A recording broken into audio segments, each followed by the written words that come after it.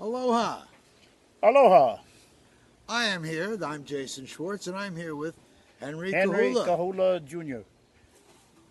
Now, you're here for a reason. I bet I know why you're here. You're running for election, aren't you? Well, funny thing, you should bring that up. Yes, I am. Here we are, the year 2014. In the year 1994, 20 years ago, I ran for council and then mayor. Now, no one knew who I was. And over these years, people have said, God, now that we got to know you up close, we see you, we hear you, we like you. I decided then that I should interview candidates because you could be Mike Molina, Mike White. No one knows who you are. Henry Kahula. I want people to feel and know who you are so that we can vote knowing who we're voting for. A few questions is not really it. You came here to run an election because there's something that's driving you. We'll talk about your background in a second, but what made you decide to run this time? There's a number of things that have given me the incentive to run. So I was also a candidate for the House seat twice against Bob Nakasone, and in 2006 and 2008. And the reason I ran for office was because there are issues that are never addressed, and I felt that the only way that people are going to hear about it is to get out there and to run for office, and people will listen because this becomes a matter of record, see, and that they'll take it down, and people will listen to it, and they'll have and they'll be they'll take notes on those things. And what I would like, and my thing was that I was hoping that some of the politicians that were getting in office would take note of that too. Because most of us that run for office, we run because there are issues that we feel are not being addressed. And so when we come in and we present ourselves, we present our issues, and we expect that somebody will listen, and maybe we don't win the election, but the people that do take notes of that, sit down and say, well, we need to take a look at these things here.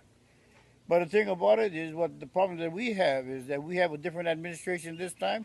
They'll go off on their own path from where the other administration was before that. The administration before that was probably going down this road here. The one that comes in after that goes down the other road. Do you think that there's somehow a continuity that you want to put into place? It sounds like you have issues that haven't been addressed. And do you think it's a council role to be able to make those changes? Is that why you'd want to be on the council?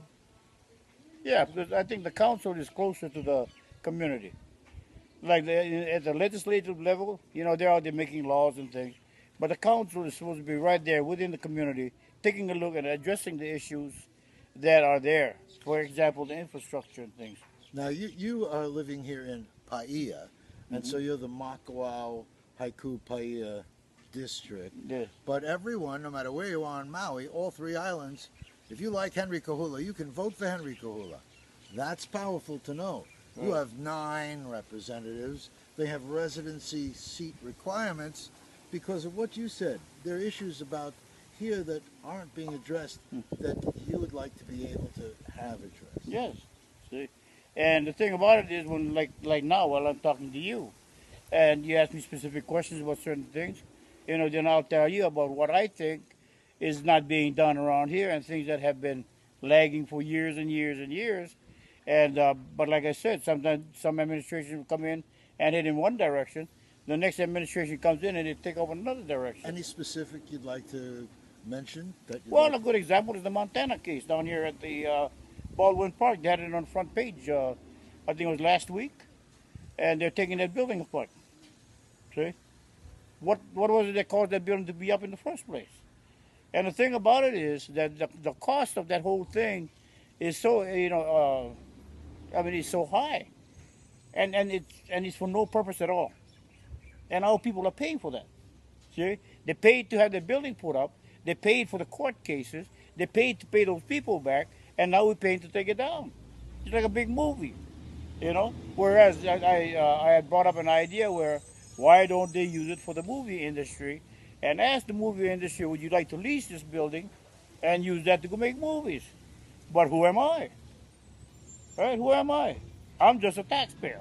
Nobody hears that. Nobody hears that. See, because everybody that's in the administration only hears themselves. They don't listen to anybody else. They say they do, but they don't hear. Listening and hearing are two different things. If you went to, I mean, there are 9 people there. Have you ever approached any of them about that idea? Well, I'll tell you, you know, like I said, I ran for office 2006 and 2008. Right. Well, prior to that, some of the people came to my church, and I bring up these things. There are a lot of different things that I have brought up, and those things were stuff that had already been there was a commitment that was going to be taken care of.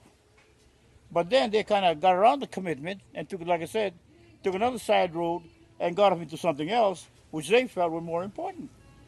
And like the way Arakawa quoted when he said that, well, the council decided.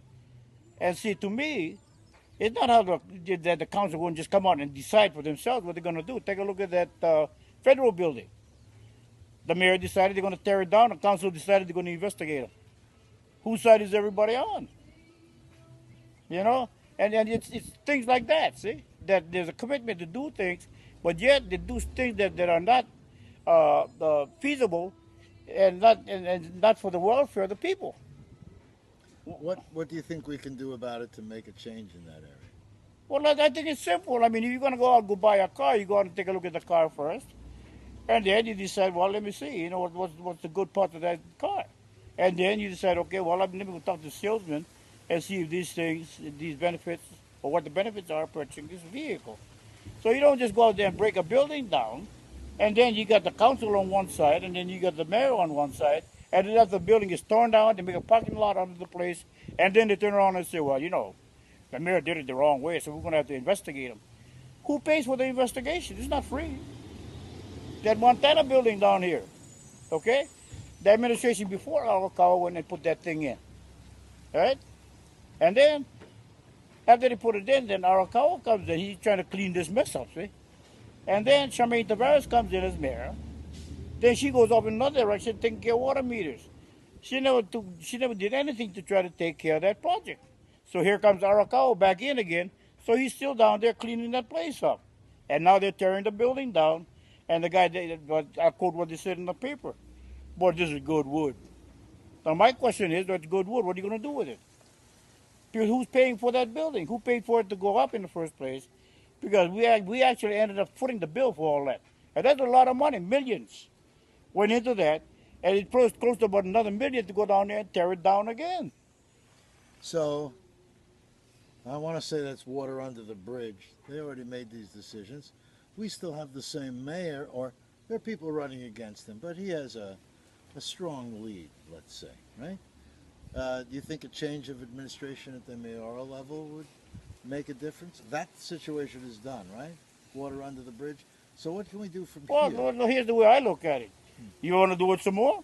Fine, vote for the same guy. That's the way I see it. I mean, if your car's missing, the thing's not running right and everything, you like the car, keep it. So you like the car, keep it. It's like the administration.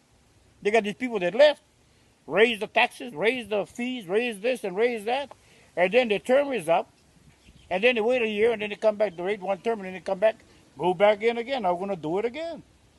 If we keep putting the same people back in there, do you expect to get a change in the results that you get? You keep going down the same road, you're going to see the same plant, the same flowers, the same trees every day, unless they come down and plant different plants. See? So if you get the same administration in there, and they keep doing the same thing, what do you expect to get? So here we are. We have lots of contenders for a mayor that is well-funded, and many people potentially expect him to be there. So you feel your role on council could be more valuable because you're a voice of someone that isn't in that old circle? Is that what you said? Well, no. I mean, you talked about, for example, someone who ran 5 terms, goes away for a year or two, and then back again. You're talking about someone that you're running against. So there's an example of what you're talking about. Yeah, the reason why I brought that out is because you bring the same guys back in there. What do you think? Their mindset has changed? They think the same way they were thinking when they left. The only reason they want to come back is because they ain't making it out there. So they want to come back and make the same money they're making over here. Because where they're at now, they're not getting paid the same amount of money. So it's better to come back in and run for council. They get in, fine, they're making a lot more money, and then they'll be better off than they were before. But are the people better off? Well, that's another good question. Do you think that you could do as much if you weren't on council?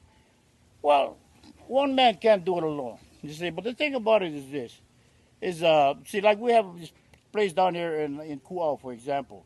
When Linda Lingo left, that place that was supposed to be cleaned out. They was making it into a beach park and all of that. Okay, that is one example. I brought it up to the that administration that came in at Charmaine Tabarez's administration in 2008. Why I remember 2008? Because she said we're going to put that in the 2009 budget. So we sat down with the Parks Department people, Mrs. Okajo, and talked about it and said, okay, we're going to take care of it. She left, nothing was done.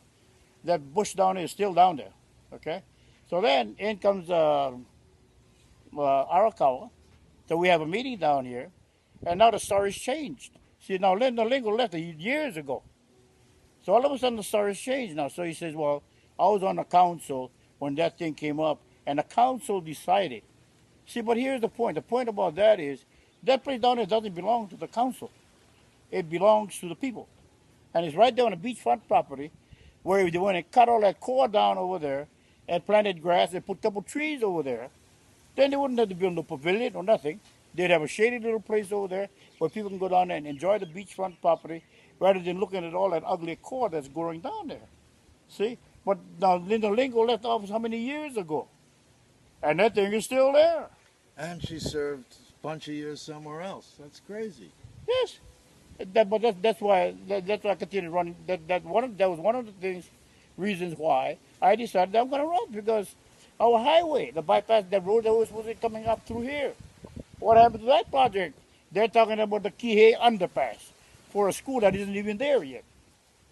Okay? Now they think, well, we're going to put an underpass for that, or let's do this and do that. Hey, what's our highway? That thing's been in there for a long time. And it's not like it's a hard project. Yeah. They're not exercising. The county has the ability to exercise eminent domain. Do they do it? No. They got to be sure that A and B doesn't get offended. And then they'll go ahead and do it. But if you stand over there at that Haleakala Highway traffic light right there, yeah, and point your back to the airport and look down to this way to Paia, they got that flat land that runs across that cane field over there that they can cut the Corps of Engineers. Could probably go in there and in a year and a half put a whole road right through that thing there. And then they'd alleviate the traffic. And if they ran on an off-road, an off-ramp down to Baldwin Park and one to the Kaunoa School, and then they come here, they have that Baldwin Avenue where we have the 3 o'clock backup every day. Yeah? And then you pass that, you go up here to where the old Maui High School is. There's that other road that comes down to Ho'okipa Park. So if they run that road straight through the cane field where it's all flat land, they run that straight across that cane field and come out just the other side of that Ho'okipa Park, past that road that comes down from the old Maui High School. They have the roads in there already. All they got to do is adjust it to make it fit the purpose, and they'll be done. That sounds like a great idea. What about it? Well, I don't know, but we got all these smart people in there, you know. I didn't go to college like them, you know. So but they got all these smart people in there that went to college and they got all these diplomas and all this stuff. But what do they got to show for it? More bills than anything else. What you call the building down there that they're tearing down now. That thing, the court cost alone, I think ran about $8.6 million. My God. And then the Board of Education, they got all this money that they have, and all of a sudden the state jumps in and takes all that money away and go buy the super ferry. And where's the super ferry now? See? And then, but I could go on and on and on. Well, let me ask you. You've been here, you were born in Hana? Yes. Born in Hana. And now you've been in Paia and you run a business here, right? Yes. What kind of business? I do Hawaiian food. Okay. So you've been... Manufacturing. I'm also a financial analyst. I do that. Life insurance and stuff. So you've been doing stuff a long time in this community, have seen it through many administrations, have seen solutions that have I don't want to say been bypassed, but let's say simple ideas, too many studies, very expensive studies, lots of things that come up with the same simple idea that could have been implemented years ago, but needed an expensive study to support that idea before they decided to put it in the budget. Oops, change of administration. Oops, doesn't happen. What about that simple idea? Now it's complicated. Things get changed. The community plan gets changed, and then the community changes, forgets about the simple idea. Everything's complicated, expensive. Yeah. Sounds like you just want to sort of bring it down to some basics and Keep it get simple. things done. Keep it simple. They call that the KISS. That KISS. Keep it simple, stupid. You know. The thing is if they take that road, or if they run that road, let's say from that Haleakala Highway from the airport straight across there and tie that road in straight down here into Paia, all you got is knock off that Hana Highway on that side, tear it up, okay? And then down to Kaunua School, then have the side road where the stable road is. Leave the road connected to that road, that the other road that comes out through here. See, like over in Lahaina, for example, okay? Because Paia has the potential for good growth. See? Now, if they put that highway up on the top part of there and run that thing directly down and through here, over to Ho'okipa, okay? Now, that bottom area down there, they could develop into that business area down there. See, I discussed this with some other people, and I said about the Paia business area, our business district in Paia. Now, we had a drugstore, we had a pharmacy over there, but it's hard for these people to stay in business, but there's not enough place to park, okay? Now, let's say you want to get yourself a little bottle of aspirin, okay? So you come down the street, now you want to get it, all you need is a little bottle of aspirin. So what are you going to do? You're going to park a mile down the road to go out to get a bottle of aspirin and walk all the way down there to go take it back? But then you get up there, the distance, but then you get there, this thing's going on, your headache is a lot more now, right? So you get the bottle of aspirin, you walk all the way back down, you want to throw it away by the time you get back down there because you got to walk that distance to get it. See? So now you get on your car and you go home, but nobody wants to stop. So what happens? The pharmacy goes out of business. We should have a pharmacy in our community. Why you got to go all the way to Kahului or up country to go find yourself a bottle of aspirin? Now, I've heard things planned. There's an attorney that owns a piece of property up Baldwin, and then there's another piece, and then the guy from Mon owns another piece, and the parking lot next to the post office has been put in, at his courtesy. And where could that growth happen? Behind there, going toward the Haleakala Highway? Is that what you're thinking? Well, you see, where the airport, where that intersection is, Haleakala Highway and Hana Highway. Yeah.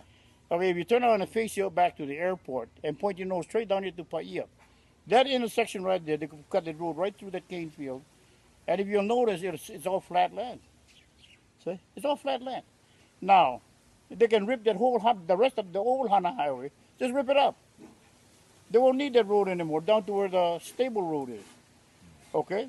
Then from the stable road over, what they can do is run a road down from that highway down to Kaunua, run another one down to Baldwin Park, and then they have Baldwin Avenue that comes down in the middle of Paia town.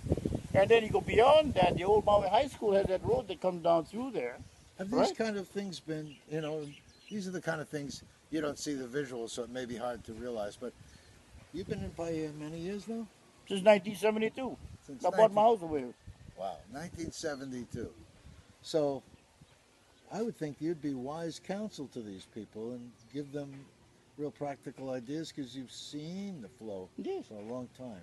Well, let me give you an idea. See this traffic light they got down here at the intersection of Baldwin Avenue and Hana Highway? Okay, when they put that traffic light in, you see, we had a discussion. I went down to the council chambers, and we had a discussion about that. And then when they put that traffic light in, we didn't have any input. They didn't ask whether we decided what we wanted to have it or not. After they put it in, then they had the hearing, see? So when we went down there, and I told them, I said, you know what, we should take that light out for about a month, and let's see what happens, how traffic flow is. But what happened is traffic started backing up after they put that light in, okay? Now, what I found out was that the reason why they put that light in the first place was because of the mill traffic that was coming down after work, see? But what happened was, by the time they got the light in, this is how fast they move. By the time they got the light in there, the mill closed. The mill closed. But they went and put it in, okay? So now, after they put that light in, we had all kinds of trouble with the traffic, and we never had those problems before. So now they want to do some developments around here. The first thing that comes up is the traffic over there is terrible. You can go back and take a look back in when Apana was in office the first time. Because he was standing down, that's when the light came in. But anyway.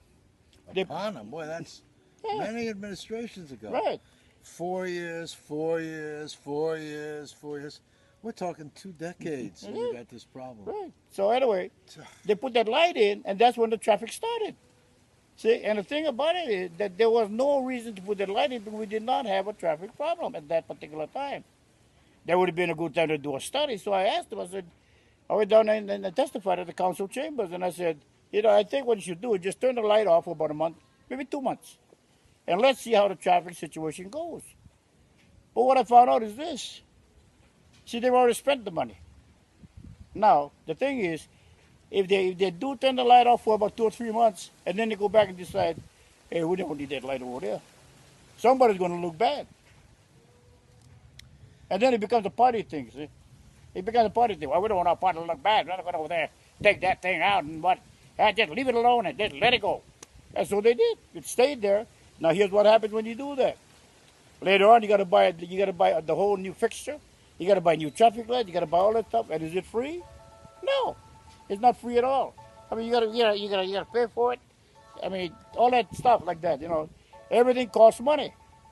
But what in that case is not their money. It's our money. And so we end up paying and paying and paying. And where does it stop? Where does it stop? Like the Montana building that they're tearing apart down there. How long ago was it that they put that up? That went up during our Pana administration. So I'm going to change pace because I can hear that when it comes to this district, your residency requirement will serve the people of this area strongly. Do you feel that you can do this kind of a job for people in other areas? Obviously, you feel you have experience now with this kind of thing. If someone came to you from Kahului or Kihei with an issue, because you remember you represent them too, you feel up to that kind of a task? Of course. Like they say, no man is on an island. I mean, look at the mess we're in now. Huh? Was it hard? Huh? Was it hard? Huh? You got the same people in there doing the same thing, and everybody votes them back in again, and we're in the same mess. So, I mean, how much worse can it get? Well, it can Everybody's get worse. broke. Everybody's broke, and they're getting broke. Everybody's becoming a broker. Every day you look around, people getting broker and broker and broker. So the point is that how can we make it better for the people? But see, that I don't think that thing is in their mind. Let's make it better for me first. I'm going to run for office again, so I can give myself a good salary that I can keep the payment on my car or whatever the case may be. But maybe it's not that. But the point is this: is that what are the people getting out of this? You put the same people back in there, what do you expect to get different results? Huh? I understand. I mean, you drive the same car. It's been missing all this time. You don't change the spark plugs. You don't change the gas. You don't change anything. What do you think? The car's going to run better? No. You're going to keep on missing. Let's say someone comes up to you and says, look, I am getting to the point of homeless. And this shelter system, I'm trying to bring up issues Okay, to say, sure. Go ahead. here we are, you're throughout the years, and you must know. Yeah, I know. You can mention a word and people think, oh, here comes someone who's going to come in, snap their fingers and solve these. These problems didn't happen overnight, No. and some of them don't get solved overnight. It's good we can change a traffic light. I'm real glad to hear that you have notions on the highway. That's exciting. But like homelessness is just rising up. Parks are closing, people aren't finding places to even sleep at night because there are rules at shelters and things are crowded. Any ideas on what we can do? Yeah. Talk Well, about okay. the dollars. Yeah, they say, the saying goes that history dictates the future. It's the foundation for the future. Everything that you do now, like the telephone, for example, used to be you got to talk off it on the wall. You got to pull the phone off the wall with a wire on it. Nowadays, you walk around with a little thing. You can call anywhere in the world. In fact, we're recording on one of them. Right. Yeah, look at that. Now you can make TV pictures with them and all of that. But the thing is, things have changed. A lot of things have changed. And the thing is, the people here, they seem to be getting the same thing over and over again. Nothing's changed. It's just that what you call, uh, that they need to understand. See, like what I see since I've been here, and it's not that that I'm going to go in there and make things change right away. Now the homelessness problem, okay. I remember back when Apana was in office, for example, they had Linda Lincoln had set up contracts for people to go out and go clean the parks and things like that. And to me, contracted jobs are a lot more efficient for the county. And the reason I say that is because I used to be a steward for the union, and I paid attention to these things. Now, when the union ratifies a contract for 5 years, the company is in a better position because they can plan their projection for a 5-year period. So for that 5-year period, they put that money on the side. They have the wages covered. They have the medical covered. All these benefits are all covered already. All that money is already put away for 5 years. It's like when they contract somebody to go clean the parks. They give them a 5-year contract. They say, okay, here's your bid. You won the bid. There you go. Here's your money. You go do it.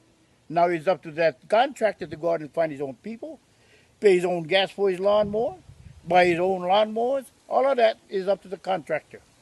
That's the bid that you put in. Here's the money. And that's much more efficient for the county, and they can know how much money they're spending. Exactly. And they don't have that ongoing thing. They Right. can have it for a fixed period. And the reason I bring that up is entrepreneurship. Entrepreneurship. That should be promoted. We have a lot of people that would like to go into business for themselves, but they're not given that opportunity. See, contract from the state have parks.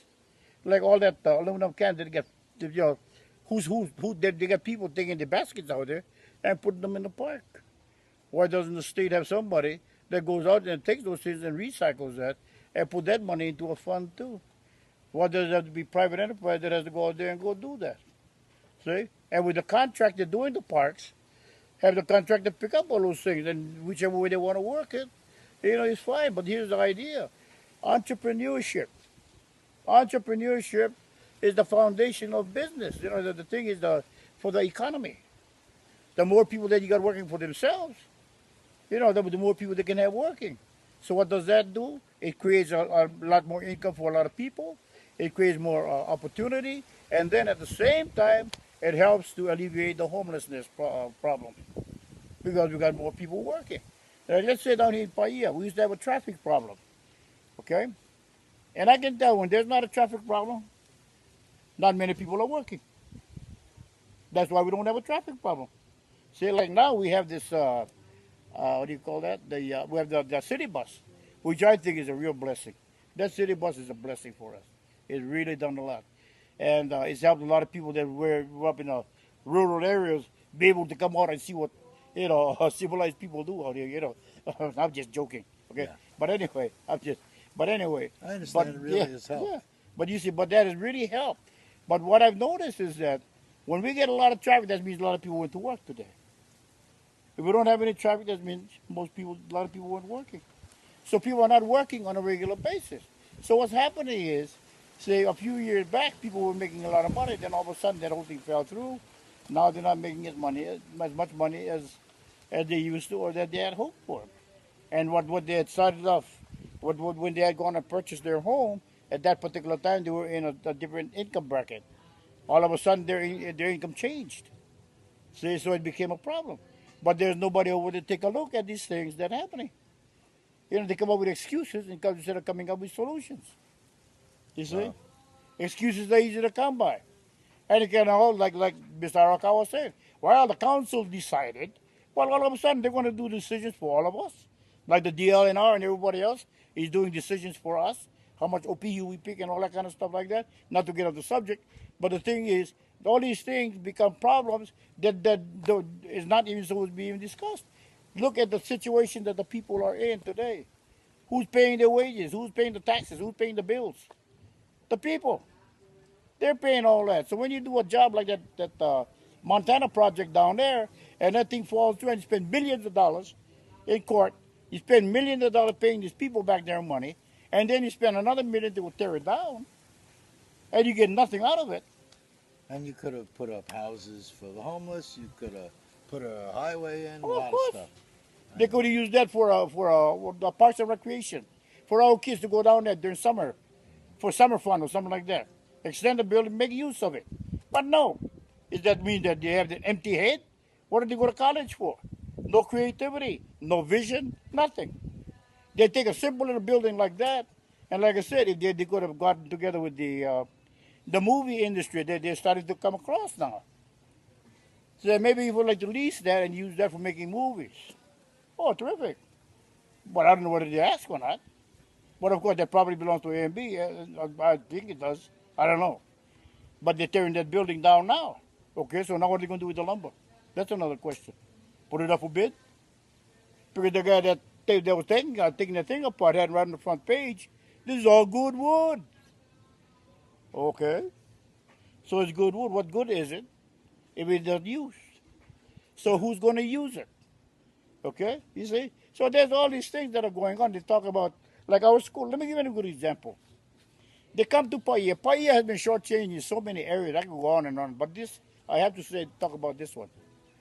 Our cafeteria up here at the Paia school. This includes the legislature and all these people. See? So they come over here, they put in a cafeteria up there without a kitchen. Okay? Now why put in a cafeteria without a kitchen? That doesn't make You sense. know what their excuse was? Oh, we wanted to save money. Okay, now here's the idea now. If you're going to save money, you must have a project over here that you want to use that money for. And if you save the money, how much money did you save? Okay? And if you did save money, where did you put it? How do you build a cafeteria without a kitchen? I don't get that. Well, no, it's tough. It must be tough.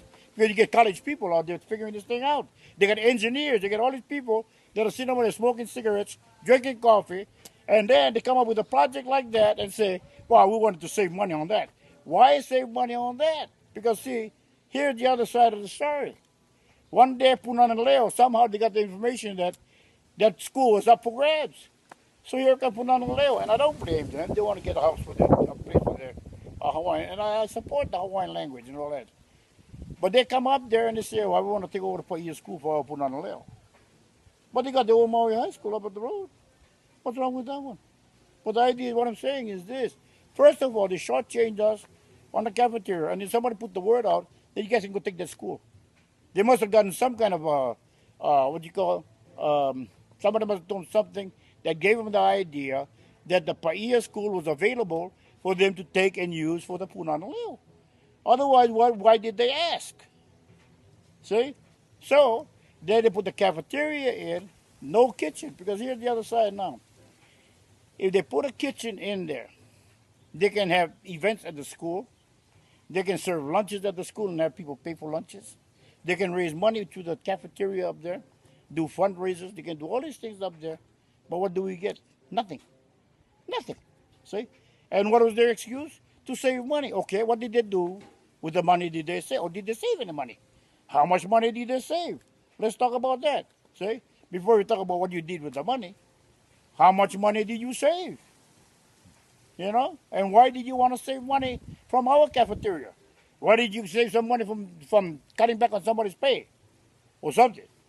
But why take it out of our cafeteria? I got you. Because our kids up here, every year, if you listen to Namele or Maui, they're always in the top 3. And almost every time they take the overall in their category. So what do we do now? What can we do to fix that? Anything? Well, see, everybody knows, you know, the thing is they keep on doing it to Paia. You go up to Paia, they don't even lumber the grass up there. Just somebody got wind of it, doing it and cut the grass finally up above Doris Todd School. Yeah, they thing was up so high, when they cut it, and they just let it drop like that, and you go up there, it looks like heck, you know, like somebody when they cut grass to feed the cattle or something, because that grass was so tall. Right. But they're not taking care of that, see? And that's a county road. So that comes under the county council. But see, one time I mentioned something to one of the councilmen, and he said, well, we're short-staffed. That's all we hire some more people. We don't have any money. I mean, you can go after excuses, after excuses, after excuses. That's easy. Is that what we put people in there for? To listen to excuses? Sounds like you would like to be in that seat to be more responsive. Well, yeah. I mean, we know what the issues are. We keep hearing about the issues, but then when you watch them on our council meetings, you don't hardly hear most of these things come up. Well, They got them on TV. Yeah? I've heard a couple of these guys say to me, when they went in, they were all fired up like you. They said, need for changes, I'm going to go in there and make changes. But when they got those, it's like being under the burden of what's been going before. You talked about it. One administration comes in, or council, they keep changing things. So there's no continuity. Right. Do you feel you could actually make a difference sitting in council? Well, the idea, here's the thing. First of all, you got to come with an idea. Okay? Now, here's I've thought about this over and over and over again. I know whether you notice in Honolulu, they keep having the pipes breaking, blowing up, all this stuff, the infrastructure and things. Okay? Now, it's funny that, like I said, one administration is here, they're going this way. Next administration comes in, they're going that way. Okay? What if they had a picture with a primary project that they're working on, and then each administration comes in, like the infrastructure, for example, schedule all the inspection for all the infrastructure that we have on the island. See? Isn't that what a community plan is for? Isn't that what we're supposed to be doing? Every 10 years revising a plan and moving it forward? So where does it go crazy? I mean, you've watched this happen a long time. Well, the thing is, you don't see, let's say, like on the front page of the Maui News, they put all the bad news up there. Right? What did they put? Have a section right down on the left side of the page over there say, this is what's going on with this particular project over here. Our county council is working on this thing here. Now, they decided this back and when, and they're starting to continue that now. They're working on the infrastructure in, let's say, the Wahikuli area. They're going to be doing that for the rest of the month. And they're doing the inspections. They're checking all these areas here. And then in a month, they'll be going over into the Lahaina town area. They'll be going out and then investigating the infrastructure in that area. See, because we had a meeting with the Realty Association of Maui over at the King Kamehameha Golf Club. See, and they asked me about that. About putting up more homes. That's their business, selling homes. I was at that Realtors. place. Oh, you were there? I was at a different table. We didn't get you. Okay. Now, one of the questions that they asked was, we want to put in 30,000 more homes. What do you think about that? I said, well, can the infrastructure accommodate it? The thing is, it's not for me to say, go ahead and do it. See, as a council person, I can't think, I'll go ahead and do it. You got to investigate it first, okay? How does it look as far as the infrastructure? Can the infrastructure accommodate that? Okay, so now, like I said, is there a plan? Now, if you get a picture like this, they put a picture there, and say, okay, we're working on this area here. This is what the infrastructure looks like in this area. Now, if we wanted to put homes up, we have the infrastructure available in this area, but they're talking about doing it in this area here. Years ago, I'm bringing it up only because they call it GIS, Geographic Information Systems, projecting use of things into the future, doing all the infrastructure work you talk about and projecting it. They have these things. All these things that we're talking about exist. I keep wondering, is it special interests that are making things move forward in spite of having plans and projections in place that are showing these problems? Is it also a matter of our group, our people here, knowing what's going on and planning in that direction? It doesn't seem like one hand and the other hand are working together. For so many years, it's completely out of whack. Well, see, like I was just saying, I mean, are they moving in the same direction? If they had that picture, and they say, well, they've done the inspection on this area here. The next area we're going to do is this area over here. The next administration comes in and it says, okay, we need to initiate the inspection on this area now. They're almost completed with this area, so we can get some people to go start working on this side here. Okay, and so put a bill in there and say, let's start doing the inspections or doing the work on finding out what the infrastructure is like in all these other areas. See? But it seems to me like, they don't do eminent domain, like I said. Eminent domain, like I said, if you wanted to run that highway in there, just do eminent domain. Take that piece of road. All it is getting the road in, woof, and then tear that road up. Now you got the replacement, see? You put that one in, and you take that one out. So you got that piece over there. So if you take a look at it, it's about the same distance. So who would this eminent domain be used on? A and B mostly, huh? Well, then that comes up as a question too, see? Because some of that land is leased land that belongs to the Department of Hawaiian Homelands. And then there's the issue of the lawful Hawaiian government. Yeah. And then there's all kinds of stuff. We're in quite a Well, time, huh? well, yes, that's true. It is. If they exercise eminent domain, they have the power to go ahead and take the piece of property. If they have a place to replace it with, then they can give that. See that old Hana Highway come around that way? Yeah. Dig that up and you have that. It's the same thing. You dig that road up, you put another road here, and if you figure it out, it's almost the same distance, going the same direction. I see. You see. So now what you have here is have the people have to they got that whole place on that side over there because I think, if I'm not mistaken, they have planned to do something over there, just on the other side of Kaunua School. Because for the last 5 years they haven't planted any sugar cane in there. I've not, because I watch that. See, I take notice of all these things that are going on, and they haven't planted any sugar cane over there for the last 5 years. They haven't because they haven't harvested. I watch when they harvest. I used to tell my grandson. I used to tell my grandson all the time. Every time they harvest the sugar cane, 1 year has passed. So that's how you keep track of time. 1 year has passed when they harvest the sugar cane. So you're going to be 1 year older when they harvest the next crop of sugar cane. Everybody's a year older, So time goes by and keeps on going on, you see. That's what and so, but that area, that's how I keep track of that. So that area over there on the other side of Hana Highway, just past the Kaunua School, they haven't done anything with that for the last 5 years. So there's something that they want to do with that. But what? So if they dig that road up over there and run the road straight to the cane field, like I said, from the airport, face you back to the airport, and point your nose to Paia, you get that whole area right there, and that area below that, they could take and develop that area, out of the tsunami zone. Develop that area there because Paia has the potential for good development. They can put in a business center like they have over in Lahaina. Mm-hmm. They have Front Street, and then they have the shopping centers in the different areas. By the way, have you driven that Lahaina bypass? I have. I never saw roads that looked like that in my life. Now that I've driven it once, I don't know if I could drive it again. Well, the thing is, you got to go to college to get there. That was supposed to be planned work. Ridiculous. Ridiculous. I'm sorry. I'll tell you a little story about that.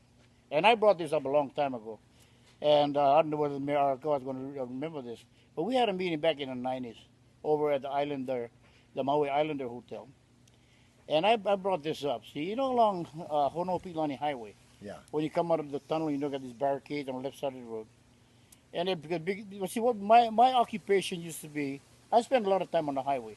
I used to drive truck, I used to drive tour buses, and also, so I spent a lot of time going back and forth along those highways over there. So, anyway, they had these barricades over there, and hang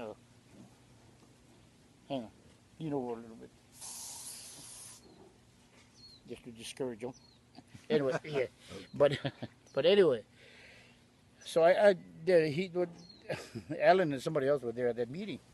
So I asked him, I said, did you folks ever think about jacking the highway up in the air? Over there, from the poly, coming out of the poly over there.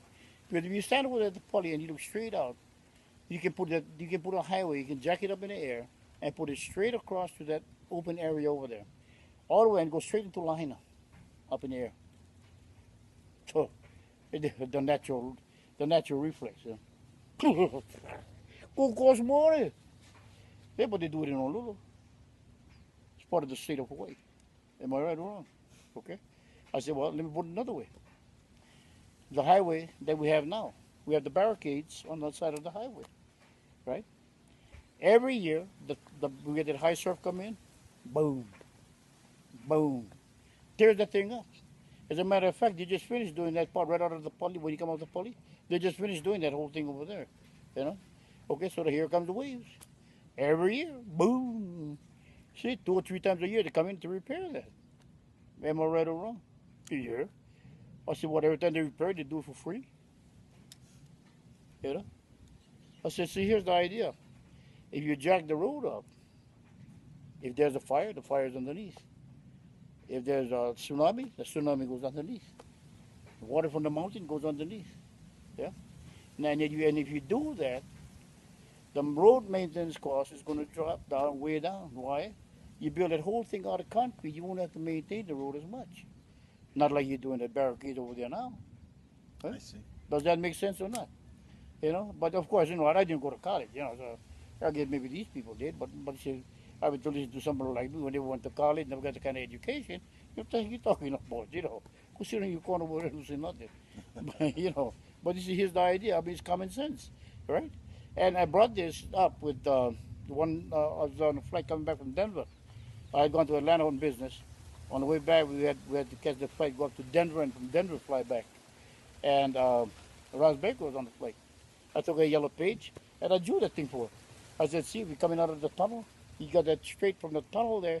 You look straight across, then you go right across past the Oluwalu, right into Lahaina town. Straight, okay? Because what they wanted to do was build a highway, but build it closer to the mountain, okay? Yeah. And then one fireman says, yeah, but that's where the fire is. And that's where the flood is, right? So the thing is this, if there's the flood there and there's a fire over there, what if you put it up in the air like this, and the fire and the flood goes underneath? Huh? What kind of reaction did you get from Ross? What she said? So anyway, but I drew a sketch of it. You know, I drew a sketch of it and gave it to her. But you see, but this is the way it usually works. See? They wait about 5 or 10 years and they say, I have an idea. Why don't we build a highway and put it up in the air? See, because I brought this up to that, who's that, Morioka? The guy that was the head of the Department of Transportation. Yeah. We had a meeting up there at the EL Theater in the morning, early in the morning. I went up and they were talking about that airport thing that they want to work on and stuff, and some of the highways over here on the island. And that thing came up with the Lahaina, with the fire and all of that. I said, well, what if you jack the road up? You know, I keep bringing this up to all these people. If you jack the road up, the fire will go underneath. You know what his response was? Well, not really. I said, well, where's it going? And then changed the subject. He turned on the other side of the room, started talking to somebody else, you know. But the idea is this, what do you mean not really? I mean, the fire is underneath the road because you can't be on top of the road. That's another issue, maybe we don't, but in that people that are in jobs in administration and council, one of the council guys said, I have to be very careful what I say to these people in these departments because that's grounds for dismissal because I can't order them on council. That's an administrative, we're legislative. How do you like that one? Well, see, here's the way I look at it. I mean, you're not telling them what to do. You're putting it across like this. May I make a suggestion? Huh? So, I'm just saying, sometimes from people that are out there like you can make their voice heard and be louder than someone sitting in a council seat. Because in council, it's inappropriate. You guys can't talk together because sunshine law. You can do this. Yes. But you're a citizen, you can say, excuse me, I don't like that. And that's not right. And you may be the administration, and I can't talk to you from that seat, but I'm talking to you from this seat. Sounds like you've got a lot of really good ideas. Yes. Well, what they do, from what I understand, is they introduce the idea, or they introduce a bill, as they say, and so they bring it out, and then they discuss it, and you know they discuss it, or they bring it out in the meetings that they have, and they say, okay, now we're going to have the hearing, so they have the council hearing, and all these people come in and testify. You see, so then they testify and all of that, but the thing is, you see, if it's never talked about, it doesn't get heard. You know, it doesn't get heard, nothing gets done. So what do you expect? But the thing about it, what I'm saying is that so much has gone wrong that the people are paying through their noses now. And they're still paying and paying. The Montana building, that Montana thing over there, Yeah. Water meter. I mean, water meters. You know, I have a hard time understanding why water meters cost so much money. Why don't you just order it from Sears catalog or something? You know. But the thing is this: I can't understand why people got to pay so much money for just something that records how much water you're using. I mean, there must be a simpler way of doing it. You know, why do you got to pay so much money for the meter alone? $70,000. I couldn't believe it. I'm probably wrong. That thing is, you know, probably sky high now. But the thing is, why does it cost so much to have a water meter? You know, and then when the guy comes by, he's got this computer thing. Beep, beep, beep, beep. Huh? You know, why does it cost so much?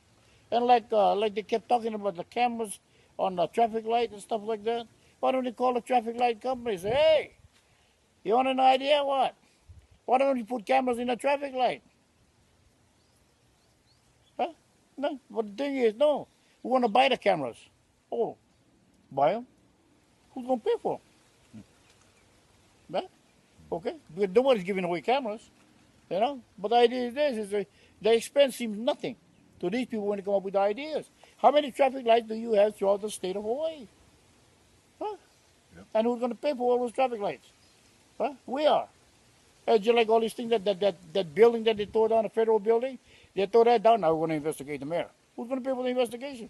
He's not free. Let me ask you a question, because it seems like I've given you a chance to open your mouth. Now, when you watch the TV, you see, here's a candidate. You see him for 3 minutes. We have these forums. You ask 3 questions, and they come and say, oh, you live in Hana. What's it like living in Hana? That was one of your questions. You want to talk about this?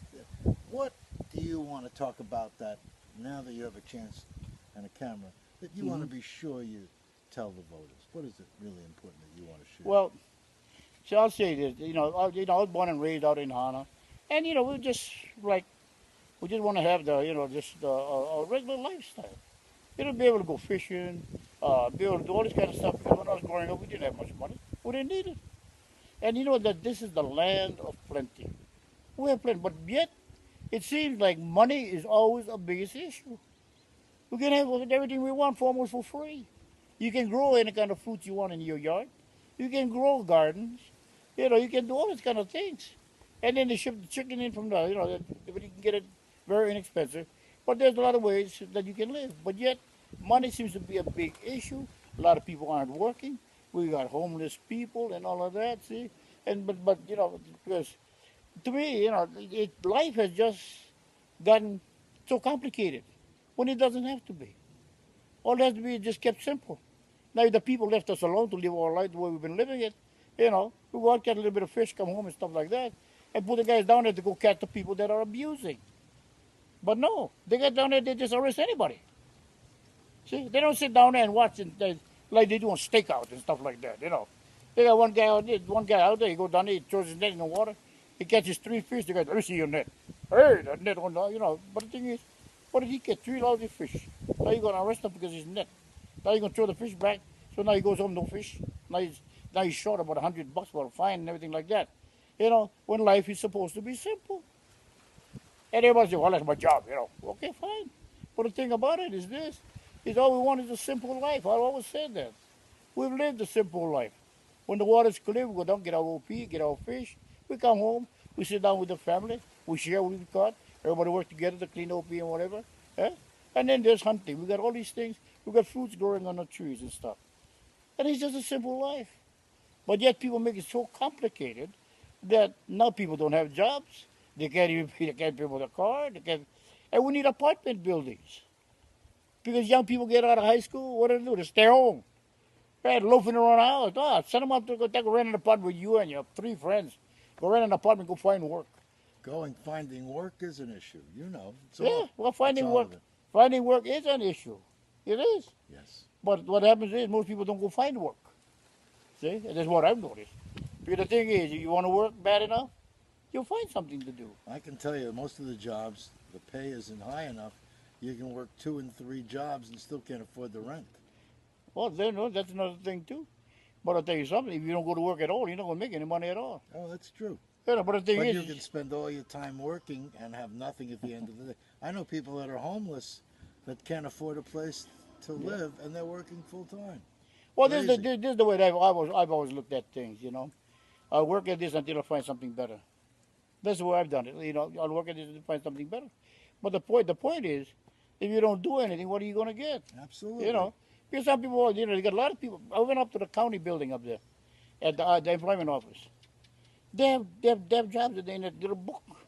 The county has openings. People want to go for the county. The county has too many restrictions and requirements. You Well, have to have this degree and that degree and this technician. you mean to go put sprinklers in? I'm telling you what the job. No, the labor. requirements There's are. no lot. From what I've seen, I mean, it's not that you got to have a college education and all of that. They got the book over in the employment office. You open the book up, they got labor. You want to go paint the bridges and that kind of stuff like that. You know. I guess. And the thing is, if somebody went and applied for it, that thing wouldn't be in there. Right? Well, anyway, that's where they put them in there Yeah. so people can find them, I think. Right, yeah. So they can go and apply for it and go Yeah. work, right? But some people don't want to work. They say, oh, okay, money too small for me. I don't like to do that kind. I don't like to do that kind of job. The money too small. What do you expect me to do? Well, you know what? They go collect welfare, see? But here's the idea. The idea is this, to me, is to be more productive. At least you have a little paycheck coming in. And then in the meantime, you go work another job. I used to work 2 and 3 jobs. And the reason I did that was because I had dreams. I wanted things. I wanted to get things. I wanted to do things. I wanted to provide for my family the best that I could. And so I went on, I drove, I drove taxi cab, I worked construction during the day. I drove truck, I drove bus. When I was driving truck, I was driving bus. And the thing is, I was doing all these different things. So I'd come home at about 1 o'clock, 2 o'clock in the morning, and then go back to work at 7 o'clock in the morning and do the things that I did because I wanted to get things. See? But the idea is this, any excuse, like I said, the council comes up with excuses, that's fine. But that's not what we're looking for. We're looking for solutions. How are you going to solve the problems? What happened with that Montana job? Why is that thing still, how many years? When Apana left, that thing was there. And now they're going to tear it all down and go do what with the lumber? They didn't say anything about that. What did they do with the money that they saved at the Paia Elementary or the Paia Elementary School cafeteria? They saved money. Okay, what did they do? How much did they save? See? What about all that? How much money? The people are paying and paying and paying, but we're not getting answers as where the heck all that money went. I get it. And that's what I think that these things are not being answered. And they got the sunshine law and all that kind of stuff, but that doesn't answer the questions. They come with excuses. Thank you for taking the time to be here with me. I know we can talk about all kinds of issues, Oh, yes. but what's true is we've been talking for an hour. Wow. I bet the one thing that people can see when sitting here is that Henry Kahula is ready to talk and hear them and wants to make a difference. Oh, yes. I appreciate Exactly. you running. Yeah. I know that it takes a lot of guts to get out there. A lot of people wonder why you're running. You can't change things. The only way you change things is to do. And I appreciate you very much. Well, like I said, I told one of the other council people, I said, the reason I run is because I have a chance to express myself. But what I'm hoping is that whoever wins the election, if they take notes on all these things and put it together and do something with it. Don't just say, well, that idea is no good. I got you. You know? I hope all you guys are listening. These interviews that we do are not traditional. You have all these forums, a few questions in a few minutes. We hope that this has given you a chance to get to know Henry Kahula Jr. And if you're in Molokai, Lanai, and Kahului, and Lahaina, and Kihei, we vote for all 9 council races. So if you like Henry, you can vote for him, even if you're in Lanai, even if you're in Molokai. And that's really a big thing. But you got to register. Oh, yeah. That's true. And if you haven't registered, go out there and start registering. And you can do it on secret ballot. So what do you call that? Absentee ballot. I'm sorry. Yeah.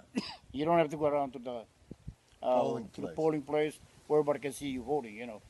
If you'd like to vote but you don't want to, be exposed to the elements, well, fine. Send in for an absentee ballot. They'll send you the ballot and you just vote it, send it back in. They'll send it to you ahead of time, and so if that's the way you want to be, that's fine. Yeah. Because this is your life. Whatever works for you. But we'd like to have everybody participate in our government process. See? Because there are some people that don't participate at all, and yet they do the same thing everybody else does, complain about the hole in the road, and that kind of stuff like that. And the trash here, the trash there. Everybody complains about the same thing, but if you don't vote, you have no reason to complain. So, Well, thank I- you yeah. for spending the time here, and thank you for all that you contribute, whether you're on council or not. Pleasure meeting you. Well, it's a pleasure meeting you, and I thank you very much for taking the time. Yeah, my pleasure. Yeah. This is for you and me, and it's for them mostly. Yeah. Because if you don't know who you're voting for, what are you doing voting? You got to know who Exactly, you're yeah. voting for. So, but then in order to vote, you got to register. Don't forget. Thank you for joining us. All right. Aloha. Aloha.